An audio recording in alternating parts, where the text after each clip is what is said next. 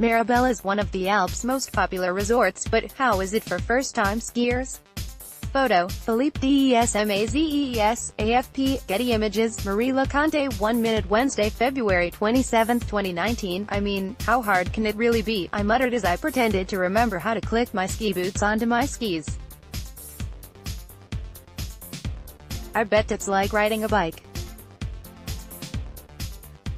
We had just come from the ski rental store and the only way we could get to where we needed to be next was to ski down a gentle slope. I'd told everyone I could ski. It wasn't really a lie, I'd gone skiing twice before and had become reasonably good at it. The only issue was that it was 15 years ago, and the only snow I'd seen since was the grey London sludge I'd slipped on about a dozen times. Still, I was there in Meribel and the skis were on my feet and the others in my group, who apparently hadn't inflated their credentials out of sheer hubris, were already long gone. I started making my way down and quickly found that muscle memory actually does exist. My limbs vaguely remembered what they were meant to be doing, and the sensations felt broadly familiar and enjoyable. I managed to ski, but not to stop screaming. I went to meet the others, victorious and still standing, and somehow decided that my next step would be to immediately move on to a proper blue slope. It is unclear whether this decision came from the intrepid child in me being awoken by being back in the mountains, or if I simply am an idiotic adult who needs to make mistakes in order to realize that they were, well, mistakes. Marie preparing to ski as an almost first-timer. Photo, Meribel Conte. I went up, remained in denial about what I was about to do until I started going down, and promptly started screaming. Don't get me wrong, I broadly managed to turn left, and then right, and then left again until I reached flat ground. I just screamed for the entire time, and was so tense that I probably looked like shoddy animatronics. The whole experience was so stressful that I took to lying on the snow in the sun with a cigarette to try not to hyperventilate, and then I went again.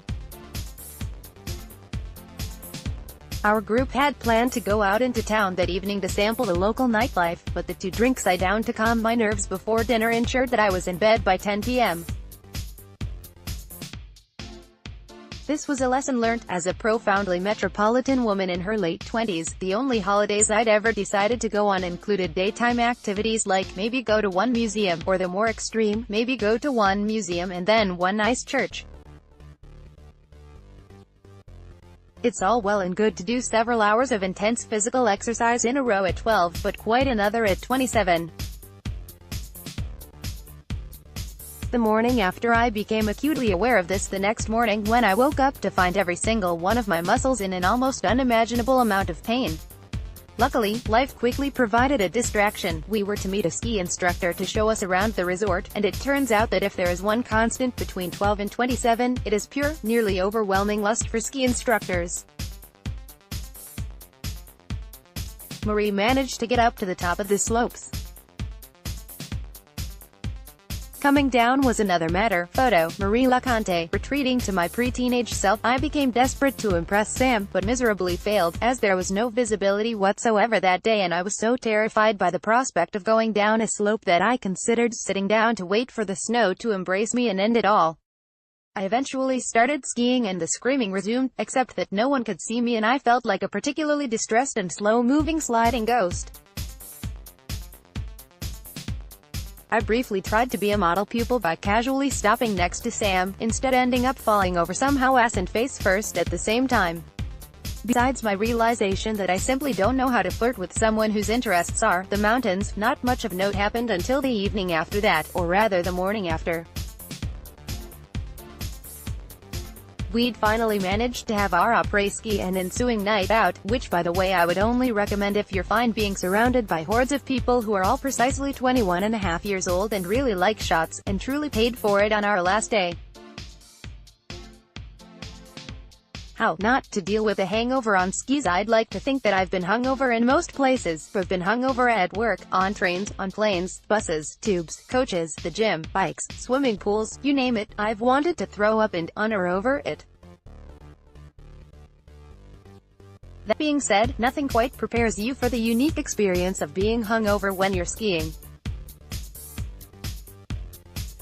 The Three Valleys area is one of France's best ski destinations. Vanessa Fisher, the actual skiing is oddly fine, the adrenaline kicks in, and you have to focus so intensely that you forget you want to die.